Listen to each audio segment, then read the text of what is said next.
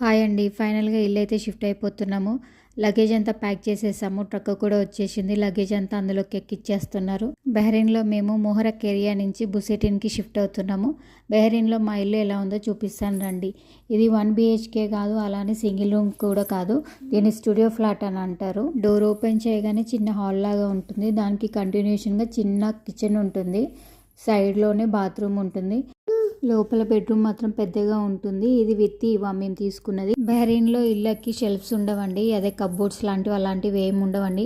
Only కిచెన్లో మాత్రమే ఒక 2 కప్బోర్డ్స్ ఇస్తారు అంతే.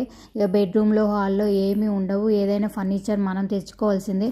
ఒకవేళ ఓనర్ ఇచ్చాడంటే దానికి సపరేట్గా రెంట్ మాత్రం ఉంటుంది. ఈ ఇల్లు షిఫ్ట్ అవ్వడానికి మేము మెయిన్ రీజన్ ఏంటంటే, ఒకరోజు నైట్ రూఫ్లో నుంచి వాటర్ వచ్చేసాయి. కంటిన్యూస్గా ఫ్యాన్లో నుంచి, సైడ్స్, వాల్లో నుంచి అంతా వచ్చేసాయి. ఆ రోజు నైట్ మా వారు కూడా లేరు. నైట్ షిఫ్ట్కి వెళ్ళారు. నేను ఒక్కదాన్నే ఉన్నాను పాపను పట్టుకొని. చాలా భయం వేసింది నాకు. ఓనర్కి ఇన్ఫామ్ చేశాము. వచ్చి చూశాడు, బట్ రిపేర్ చేయించలేదు. ఇలానే రోజులు గడిచిపోయాయి, నెలలు కూడా అయిపోయాయి. సో మేము ఇల్లు షిఫ్ట్ అవ్వాలని డిసైడ్ అయ్యాము. ఇల్లు చూడడానికి చిన్నగా అనిపిస్తుంది కదా. ఈ ఇంటికి రెంట్ ఎంత ఉంటుందో గెస్ చేయండి. ఎంతమంది కరెక్ట్గా గెస్ చేస్తారో చూద్దాం. వీడియో నచ్చితే లైక్ చేయండి కదా.